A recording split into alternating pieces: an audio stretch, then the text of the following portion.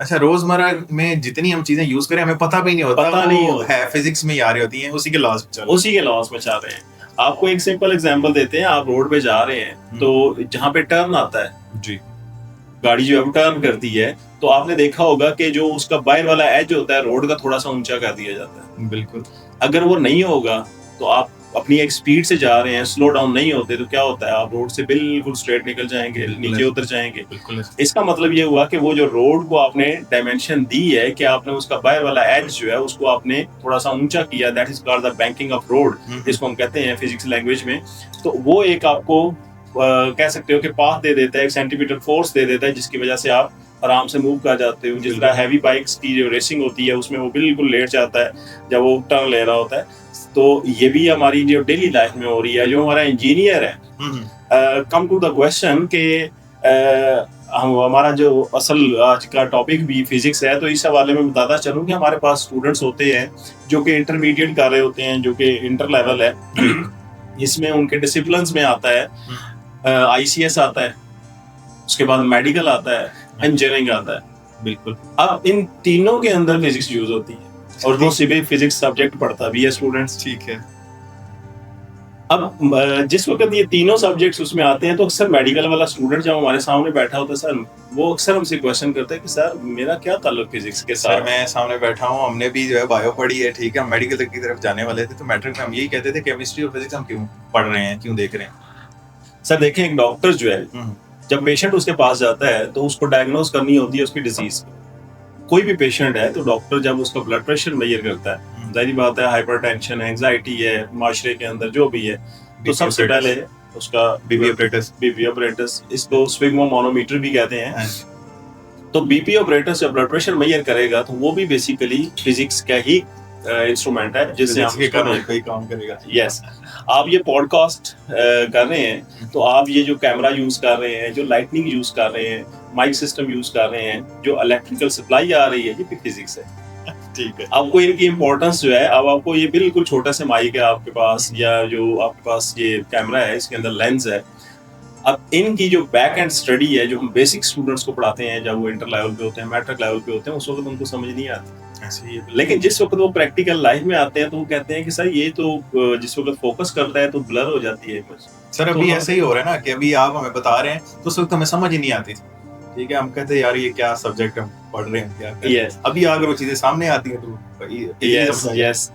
इसी तरह x raise है जी। एक्सरे आपके माइंड में है कि वो एक खाली फोटोग्राफिक वो जो पेपर उठाया होता है, हमारे अंदर थोड़ी लैक ऑफ नॉलेज भी है ऐसे ही कि वो जो पेपर है उसको एक्सरे बोला जाता है। बेसिकली क्या है, एक्सरे इज अ रेडिएशन जो बॉडी से पास हो गई, सिर्फ वो तो फिल्म है जिसके ऊपर उसने अपना इंप्रेशन दिया। जो डॉक्टर जो है वो चेक करता है कि कहीं पे कोई किसी किस्म का फ्रैक्चर या कोई स्टोन या कोई इस तरह का मेटल पीस तो बॉडी में नहीं है। ऐसा ही, ठीक है। एक्स रेज भी बैक एंड पे जो प्रिंसिपल है वो फिजिक्स ही है जो हम पढ़ा रहे होते हैं स्टूडेंट्स को। लेजर जो आज की टेक्नोलॉजी है जिससे आप कह सकते हैं कि लिथोट्रिप्सी है, जो स्टोन हो जाता है किडनी के अंदर तो उसको क्रश करके बॉडी के अंदर से निकाला जाता है ताकि कट न लगाया जाए। ठीक है, तो थोड़ा सा मतलब उससे बचा जा सके। तो लेजर टेक्नोलॉजी जो है ये आपके जो सिविल सर्वेयर्स होते हैं, अक्सर आपने देखा होगा रोड्स पर होती हैं तो वो ट्राइपॉड लगा के ऊपर थेडोलाइट लगा लेता है, लेवल लगा लेता है जो सर्वेयर होता है, और quantity surveyor, civil surveyor work कर रहे होते हैं लैंड के बिल्कुल उसके लेवलिंग कर रहे होते हैं, तो वहां पे भी बेसिकली फिजिक्स ही यूज हो रही होती है। सर अगर ये इतना मतलब अभी हम मुझे भी फील हो रहा है कि इतना मतलब आसानी से हम लोग उसको समझ रहे हैं, लेकिन जो हमारे स्टूडेंट्स होते हैं जो अभी इंटर में है, ठीक है, या मैट्रिक से निकल रहे होते हैं, या मैट्रिक के स्टूडेंट की बात करें, थ्योरिकली जब उनको पढ़ाया जा रहा होता है तो उस वक्त उनको क्यों नहीं ये चीजें डिलीवर हो रही होती, या तो मतलब टीचर उस तरह से डिलीवर नहीं कर पाते, टाइम का मसला होता है, क्या इशू होता है? बहुत अच्छा क्वेश्चन है आपका। यहाँ पे वो कहते हैं समंदर को कूजे में बंद करना। मैं सिर्फ थ्री वर्ड्स आपको बताऊंगा कि आई लिसन आई फॉरगेट। ठीक है, मैंने सुना, मैं भूल गया। I listen I forget. I see I remember and I do I understand. ठीक है। अब जिस वक्त तक किसी भी स्टूडेंट्स को आप डू की तरफ नहीं लेके जाएंगे तब तक वो बच्चा सीख नहीं पाता।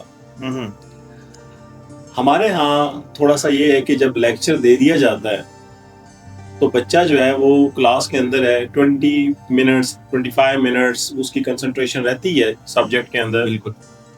उसके बाद आहिस्ता आहिस्ता वो मेंटली तौर पे थोड़ा सा टायर्ड होना शुरू हो जाता है। अब उसने जो चीजें सुनी होती हैं वो आहिस्ता आहिस्ता घर पहुंचते पहुंचते वैनिश हो जाती है। अगर उसके सामने किसी चीज को प्रैक्टिकली परफॉर्म कर दिया जाए तो उसने देखा, बिल्कुल, जब वो देख रहा है चीज को, जिस तरह एनिमेशन वीडियोस होती हैं, ऐसे ही। जब हम एनिमेशन वीडियोस दिखा रहे हैं बच्चे को तो आई रिमेम्बर मूवी बच्चे को याद रहती है। बिल्कुल बिल्कुल कि उसमें फलां जगह से स्टार्ट हुआ, फलां जगह एंड हुआ।